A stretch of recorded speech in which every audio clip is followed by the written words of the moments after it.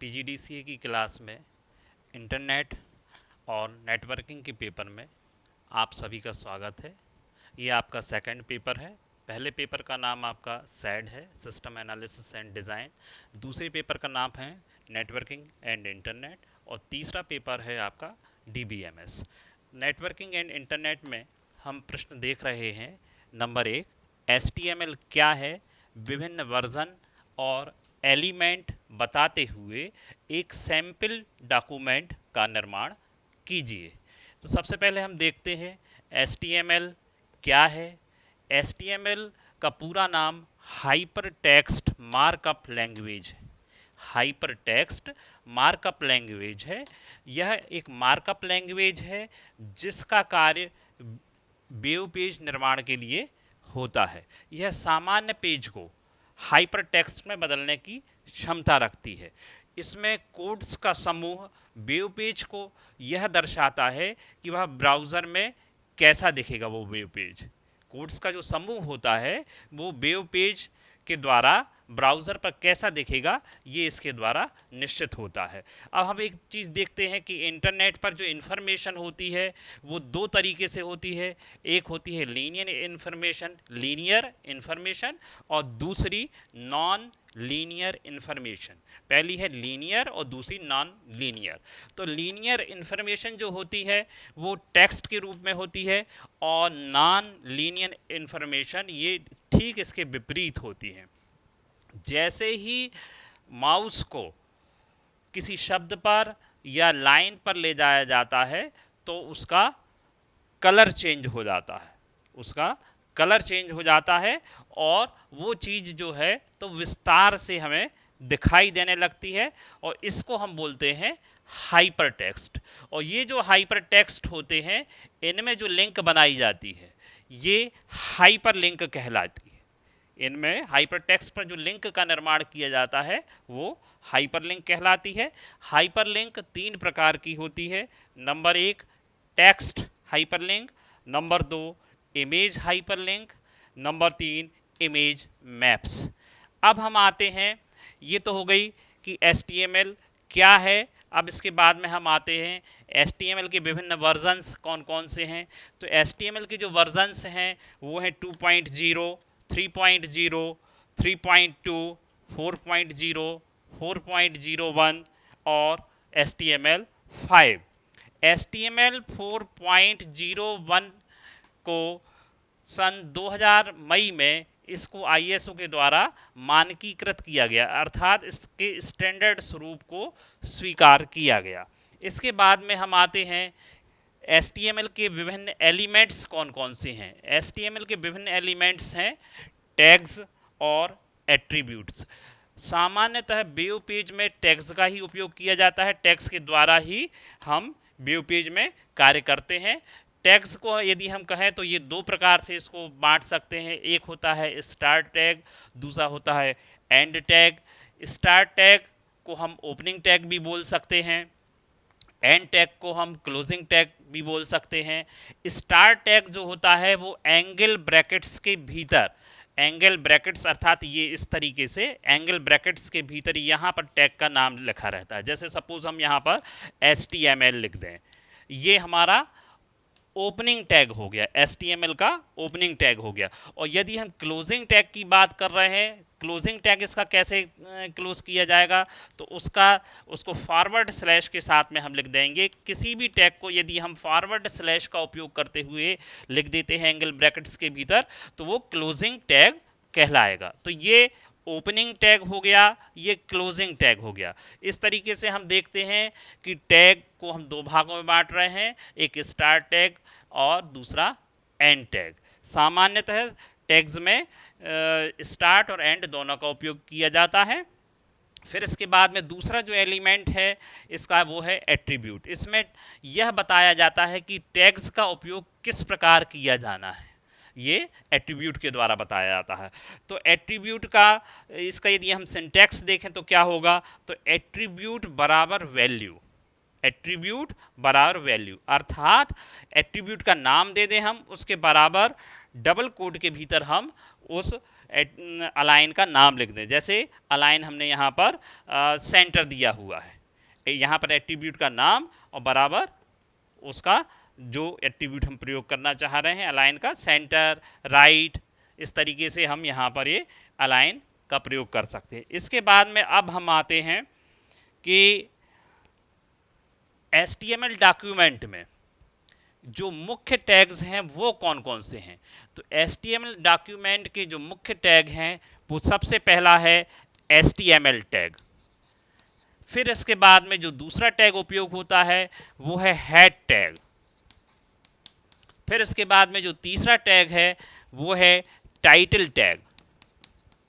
और इसके बाद में जो चौथा टैग है वो है बॉडी टैग। इस तरीके से ये 4 टैग इसके आधारभूत टैग्स हैं, इसके बगैर किसी भी डॉक्यूमेंट का निर्माण नहीं हो सकता। और इनको हम ओपनिंग और क्लोजिंग दोनों का साथ लेकर कोई डॉक्यूमेंट बनाते हैं। अब एक हमने यहाँ पर सैम्पल डॉक्यूमेंट बनाया हुआ है, तो इसमें हमने एंगल ब्रैकेट्स के भीतर सबसे पहले HTML लिखा, फिर उसके बाद में एंगल ब्रैकेट्स के भीतर हमने हेड टैग लिखा, फिर उसके बाद में हमने टाइटल लिखा। टाइटल के बाद में हम अपने पेज की कोई टाइटल देते हैं। जैसे सपोज़ यहाँ पर एक हम सैम्पल डॉक्यूमेंट बना रहे हैं तो यहाँ पर हम डॉक्यूमेंट भर डाल दें या सैम्पल डॉक्यूमेंट डाल दें, इस तरीके से हमने कोई भी यहाँ पर टाइटल दे दी। फिर इसके बाद में हमने टाइटल टैग को बंद किया फॉरवर्ड स्लैश के द्वारा। फिर इसके बाद में हमने हेड टैग को बंद किया। फिर इसके बाद में हमने बॉडी टैग स्टार्ट किया। बॉडी टैग के बाद में एक्चुअल इन्फॉर्मेशन होती है जो हमारे वेब पेज पर दिखाई जाने वाली है। तो वेब पेज पे जो इन्फॉर्मेशन हम दिखाना चाह रहे हैं तो वो बॉडी टैग के बाद में यूज़ होती है। तो यहाँ पर जो अब हम देंगे वो हमें इन्फॉर्मेशन के रूप में वेब पेज पर दिखाई देगा। यहाँ पर हमने लिखा हुआ है अ सैम्पल डॉक्यूमेंट, तो ये सैम्पल डॉक्यूमेंट लिख दिया। इसके बाद में अब हम बॉडी टैग को क्लोज करेंगे तो हम फॉरवर्ड स्लैश देन बॉडी, ये इस तरह, और इसको एंगल ब्रैकेट्स के भीतर लिखकर ये हमने बंद कर दिया। फिर इसके बाद में अब हम पूरे अपने HTML डॉक्यूमेंट को बंद करने के लिए, क्लोज करने के लिए फॉरवर्ड स्लैश HTML लिखेंगे, जिससे ये हमारा वेब पेज एक कंप्लीट हो गया। तो ये एक सैम्पल डॉक्यूमेंट का निर्माण हो गया इसके द्वारा, जो इसके प्रमुख टैग हैं उनके द्वारा। अब इसके बाद में हम अगला क्वेश्चन देखते हैं, लिस्ट टैग को उदाहरण द्वारा स्पष्ट कीजिए। यदि हमें किसी वेब पेज में लिस्ट का प्रयोग करना है तो हमें लिस्ट टैग का प्रयोग करना होगा। लिस्ट टैग 3 प्रकार की होती है, एक नंबर्ड लिस्ट, दूसरा अननंबर्ड लिस्ट और तीसरा डेफिनेशन लिस्ट। नंबर्ड लिस्ट को हम ऑर्डर्ड लिस्ट भी बोलते हैं, नंबर्ड लिस्ट को हम ऑर्डर्ड लिस्ट भी बोलते हैं, अननंबर्ड लिस्ट को हम अनऑर्डर्ड लिस्ट बोलते हैं। इस तरीके से ये लिस्ट टैग के 3 प्रकार हो गए, नंबर्ड लिस्ट, अननंबर्ड लिस्ट और डेफिनेशन लिस्ट। अब हम एक उदाहरण देखते हैं कि कैसे हम लिस्ट टैग का प्रयोग कर सकते हैं। सबसे पहले हम HTML टैग का प्रयोग करते हैं। एक चीज़ हमें ध्यान देने की यहाँ पर ये है, यह आवश्यक नहीं है कि हम एक लाइन में एक ही टैग का उपयोग करें, हम लाइन में आगे भी अन्य टैग लिख सकते हैं। ये अपनी सुविधा के अनुसार हम इसको स्पष्ट करने की दृष्टि से हम नहीं, यहाँ पर केवल एक ही टैग का प्रयोग किया हुआ है। एंगल ब्रैकेट्स के भीतर हमने HTML लिखा है, इसके बाद में हमने हेड टैग, फिर इसके बाद में टाइटल। टाइटल में हमने दिया हुआ है एग्जाम्पल ऑफ लिस्ट। यहाँ पर हम एग्जाम्पल ऑफ लिस्ट भी दे सकते हैं, चाहे तो हम यहाँ पर, चूंकि हम सबसे पहले नंबर्ड लिस्ट का उदाहरण देख रहे हैं इसलिए हम एग्जाम्पल ऑफ नंबर्ड लिस्ट भी दे सकते हैं, और फिर टाइटल टैग को उसके बाद में हम बंद कर देंगे। फिर इसके बाद में हमने हेड टैग को बंद कर दिया। फिर इसके बाद में अब हम बॉडी टैग का प्रयोग करेंगे, ओपनिंग बॉडी टैग का प्रयोग किया यहाँ पर। इसके बाद में एक्चुअल जो अब हमारी इन्फॉर्मेशन है उसको किस प्रकार से प्रयोग किया जाएगा वो अब यहाँ पर हम लिखेंगे। तो चूंकि हम नंबर्ड लिस्ट का प्रयोग कर रहे हैं, चूंकि हम नंबर्ड लिस्ट का प्रयोग कर रहे हैं, या इसको हम ऑर्डर्ड लिस्ट भी बोलते हैं, ऑर्डर्ड लिस्ट के लिए OL टैग का प्रयोग किया जाता है। तो इसके बाद में अब सबसे पहले हमको OL टैग का यूज़ करना होगा। OL टैग का यूज़ करने के बाद में अब हम लिस्ट टैग का प्रयोग करेंगे। लिस्ट टैग में हम उन चीज़ों को लिखेंगे जिनको हम नंबर के द्वारा प्रदर्शित करना चाह रहे हैं। तो लिस्ट टैग, फिर इसके बाद में कंप्यूटर, देन उसके बाद में ब्रेक टैग का प्रयोग किया है ताकि कर्सर अगली लाइन पर पहुंच जाए। फिर इसके बाद में लिस्ट टैग का प्रयोग किया है माउस, फिर इसके बाद में ब्रेक टैग का प्रयोग किया है, फिर इसके बाद में लिस्ट टैग का प्रयोग किया है, फिर इसके बाद में कीबोर्ड लिख के फिर ब्रेक टैग का प्रयोग किया है और उसके बाद में OL टैग को क्लोज कर दिया है। OL टैग यहाँ पर स्टार्ट हुआ था, ये ओपनिंग है, और ये यहाँ पर OL टैग क्लोज हो गया। फिर इसके बाद में अब हम ये बॉडी टैग जो ये यहाँ पर हमने चालू किया था, ये अब बॉडी टैग हमने यहाँ पर बंद कर दिया। इस तरीके से ये हमारी जो एक्चुअल इन्फॉर्मेशन जो हम वेब पेज पर दिखाना चाह रहे हैं वो हमारी बॉडी टैग के भीतर यहाँ पर आ गई।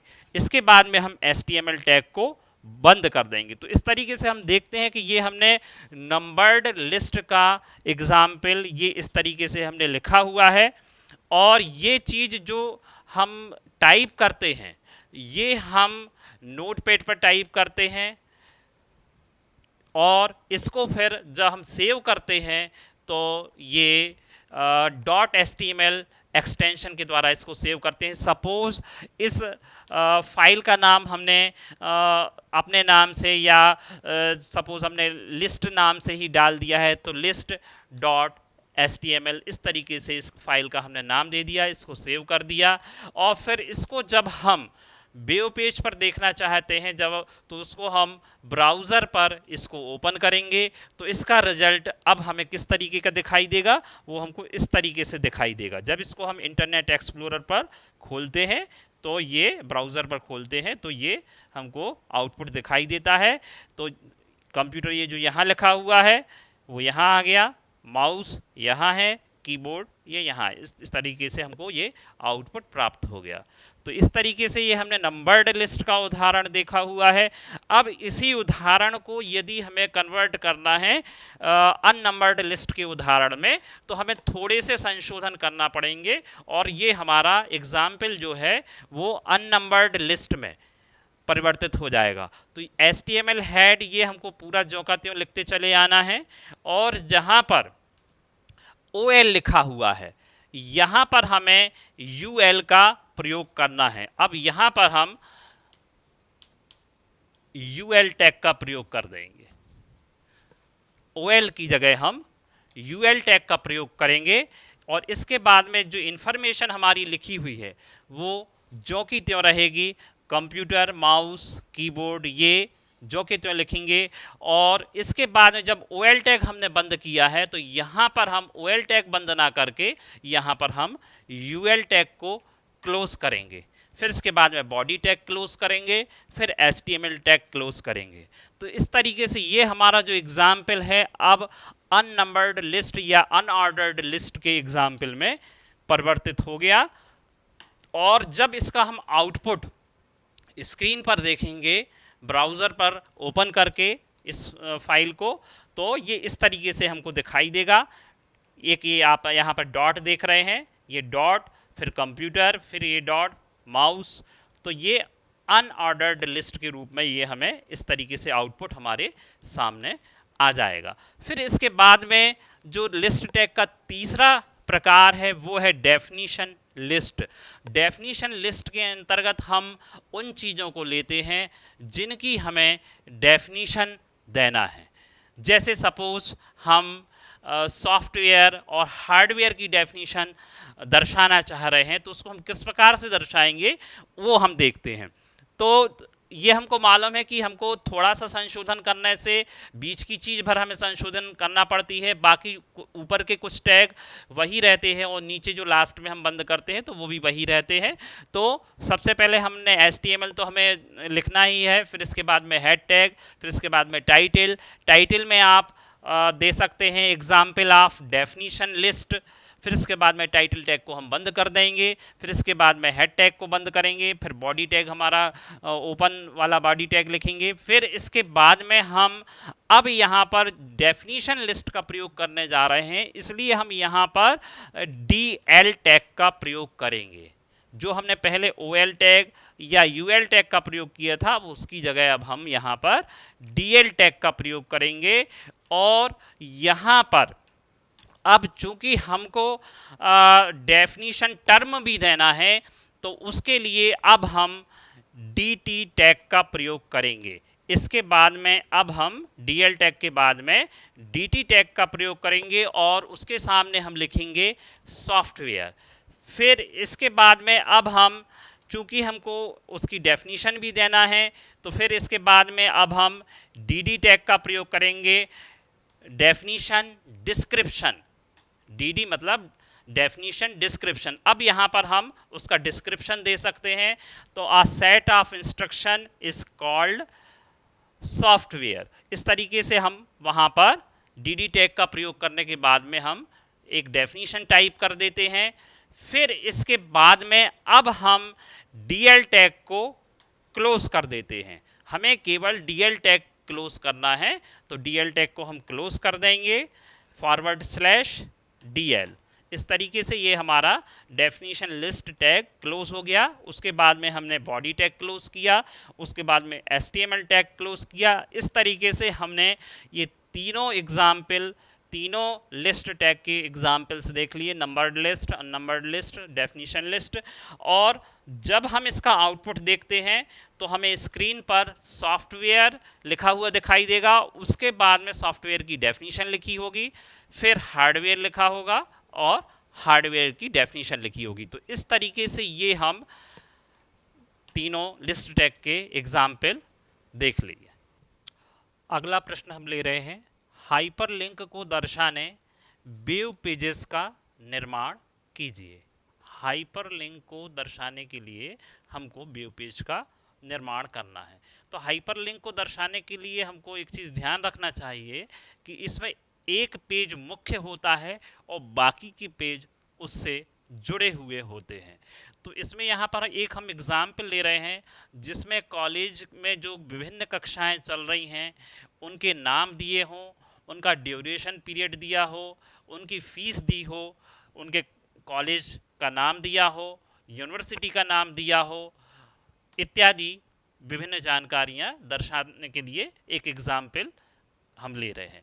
तो इसके लिए हम सबसे पहले क्या करेंगे कि हमको ये ध्यान रखना है एक बात कि ये मुख्य पेज होगा, बाकी के पेज जोड़े जाएंगे। तो जो मुख्य पेज का हम निर्माण करेंगे उसमें हमने एक नाम हमने दिया हुआ है main.html।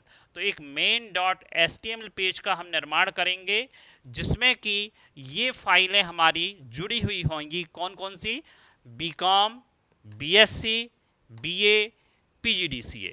ये हमारी पहली मुख्य फाइल हो गई main.html। दूसरी फाइल हमारी हो जाएगी bcom.html।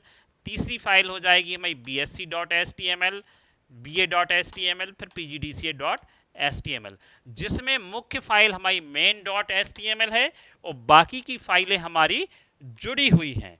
अर्थात जब हम इस पेज पर क्लिक करेंगे, जब इस पेज को हम main.html फाइल को खोलेंगे तो हमें वहाँ पर ये सूचना इस प्रकार की दिखाई देगी और उस पर जैसे ही हम उस पर क्लिक करेंगे अलग अलग ऑप्शंस पर, तो हम उन फाइल्स पर पहुँच जाएंगे, तो हमें उनकी इंफॉर्मेशन प्राप्त हो जाएगी।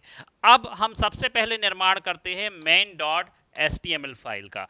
तो main.html फाइल का निर्माण करने के लिए हमने ये कोडिंग लिखी हुई है। इसमें सबसे पहले हमने HTML टैग, फिर इसके बाद में हेड टैग, फिर इसके बाद में टाइटल में हमने कोर्स डिटेल्स दिया हुआ है, टाइटल टैग को बंद कर दिया इसके बाद में। फिर इसके बाद में हमने हेड टैग को क्लोज किया। फिर इसके बाद में हम बॉडी टैग पर आए। बॉडी टैग के बाद में जैसा कि आपको मालूम है कि बॉडी टैग के बाद में एक्चुअल इन्फॉर्मेशन देने का काम किया जाता है। अब यहाँ पर हम उन फाइलों को जोड़ने का काम करेंगे जिनके द्वारा हमें अलग अलग चीज़ों को दर्शाना है। अब यहाँ पर हम ए टैग का प्रयोग कर रहे हैं और उसमें हमने href एट्रीब्यूट का प्रयोग किया हुआ है। ये फाइल जोड़ने के लिए ए टैग का प्रयोग करते हैं। फिर इसमें हमने नाम दिया हुआ है bcom.html। तो यहाँ ये bcom HTML फाइल से लिंक हो जाएगी और उसके पहले आप एक चीज़ देख रहे हैं कि सेंटर टैग का प्रयोग करके लिस्ट ऑफ कोर्सेज दिया हुआ है। तो ये सेंटर का प्रयोग करने से ये स्क्रीन पे बीचों बीच ये लिखा हुआ आ जाएगा लिस्ट ऑफ कोर्सेज। ये चीज़ हमको स्क्रीन पर बीचों बीच लिखी हुई दिखाई देगी।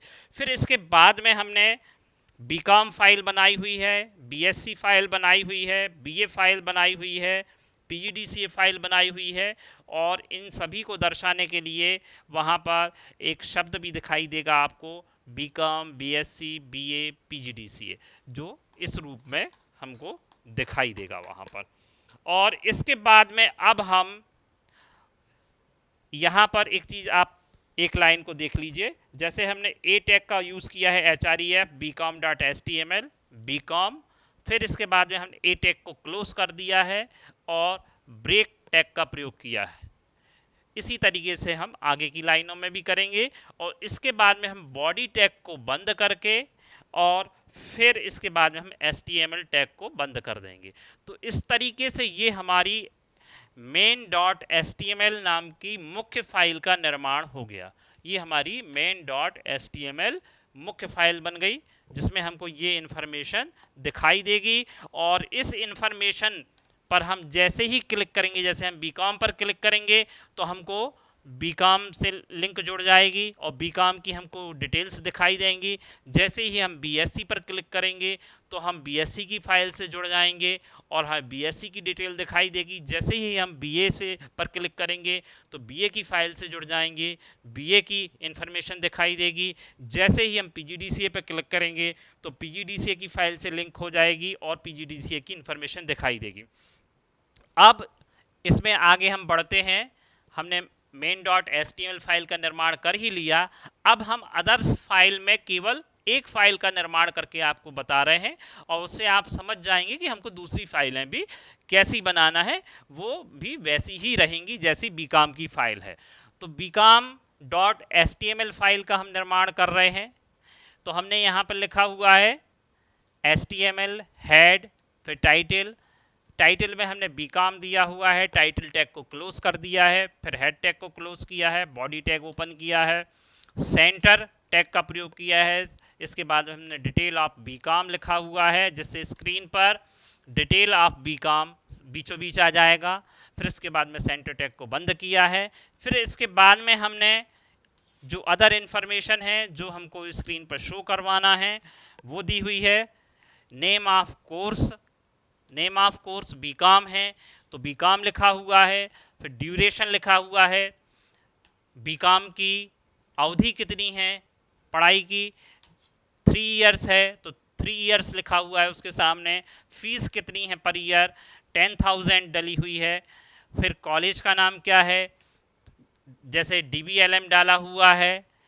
नंबर 5, यूनिवर्सिटी, किस यूनिवर्सिटी के तहत ये पढ़ाई चल रही है, तो ये MCBU, यहाँ पर यूनिवर्सिटी का नाम महाराजा छत्रसाल बुंदेलखंड यूनिवर्सिटी के अंतर्गत चूँकि ये कॉलेज संचालित है तो MCBU डाला हुआ है। फिर इसके बाद में रिमार्क में स्टूडेंट किस प्रकार के हैं, रेगुलर हैं, प्राइवेट है, किस प्रकार के हैं, तो रेगुलर डला हुआ है। इस तरीके से हमने ये यहाँ पर बॉडी टैग के बीच में ये इन्फॉर्मेशन दे दी है और फिर इसके बाद में बॉडी टैग को क्लोज कर दिया है। फिर इसके बाद में हमने HTML टैग को क्लोज कर दिया है। तो इस तरीके से ये हमारी bcom.html फाइल का हमने निर्माण किया। इसको हम नोटपैड पर जैसे ही टाइप करते हैं उसको सेव करते हैं, bcom.html हम नाम देते हैं। चूँकि हमने यहाँ पे इन्फॉर्मेशन में भी bcom लिया हुआ है तो हमने bcom.html फाइल का निर्माण कर लिया। अब इसके बाद में इसी तरीके से हम BSc अगली फाइल का, ये पहली फाइल हमारी main.html का निर्माण किया था, दूसरी फाइल हमने bcom.html का निर्माण किया। अब तीसरी फाइल का हम निर्माण करने जा रहे हैं bsc.html। तो bsc.html में जहां आपने bcom लिखा हुआ है वहां आप bsc डाल देंगे। बाकी की जो इन्फॉर्मेशन है, जैसे सेंटर टैग का प्रयोग आपने यहाँ किया है और फिर डिटेल ऑफ bcom लिखा हुआ है, यहाँ पर डिटेल ऑफ bsc आ जाएगा। नेम ऑफ कोर्स में BSc आ जाएगा। ड्यूरेशन 3 इयर्स, फीस 10,000 या जो भी है देना चाह रहे हैं हम वो दे सकते हैं। College DBLM, university MCBU, remark, regular. और बॉडी टैग क्लोज कर देंगे और HTML टैग क्लोज कर देंगे। इसी तरीके से अब हम ये BSc हमने HTML फाइल का निर्माण कर लिया, bsc.html। अब हम इसी तरीके से ba.html फाइल का निर्माण करेंगे। वहाँ भी हम जहाँ पर हमने BCom या BSc दिया हुआ है वहाँ पर हम BA शब्द का यूज़ कर लेंगे। और ये भी चूँकि BA भी डिग्री कोर्स है, 3 वर्षों का होता है, तो यहाँ पर हम 3 इयर्स डाल देंगे। फीस में आप जो भी फीस है वो डाल सकते हैं। तो इस तरीके से आप ba.html फाइल का निर्माण कर लेंगे। फिर इसी तरीके से आपको PGDCA फाइल का निर्माण करना है। तो PGDCA फाइल का निर्माण करने के लिए आपको नेम ऑफ कोर्स में आप BCom की जगह PGDCA डाल देंगे। ड्यूरेशन में आप 1 ईयर डालेंगे। ये डिप्लोमा कोर्स होता है, 1 वर्ष का होता है, यहाँ पर आप 1 ईयर डाल देंगे, या 2 ऑब्लिक करके 2 सेमेस्टर्स भी आप डाल सकते हैं, क्योंकि ये सेमेस्टर के रूप में है तो इसमें आप 2 सेमेस्टर्स भी डाल सकते हैं। और फीस में आप 8,000 या जो भी है वो डाल दें। College, DBLM, university, MCBU, remark, regular, body tag close कर देंगे, HTML टैग क्लोज कर देंगे। तो इस तरीके से हमने देखा कि हमने विभिन्न वेब पेजेस के निर्माण करे और उनके द्वारा हाइपरलिंकिंग का निर्माण किया। सबसे पहले हमने एक main.html फाइल का निर्माण किया जिसमें कि हमने BCom, BSc, BA और PGDCA फाइलें आपस में जोड़ी हुई हैं। जैसे ही हम main.html फाइल को इंटरनेट एक्सप्लोरर पर रन करवाएंगे या हम आउटपुट देखेंगे तो हमको वहाँ पर ये दिखाई देगा। जैसे ही हमको यहाँ पर आउटपुट के रूप में ये दिखाई दे रही है स्क्रीन, तो जैसे ही अब हम BCom पर क्लिक करेंगे तो आपको BCom की इन्फॉर्मेशन प्राप्त हो जाएगी। जैसे ही आप BSc पर क्लिक करेंगे तो आपको BSc की जानकारी प्राप्त हो जाएगी। जैसे ही आप BA पर क्लिक करेंगे तो आपको BA की जानकारी प्राप्त हो जाएगी। जैसे ही आप PGDCA पर क्लिक करेंगे तो PGDCA की जानकारी प्राप्त हो जाएगी। इस तरीके से हमने ये वेब पेजेस के माध्यम से हाइपरलिंक का निर्माण कर लिया।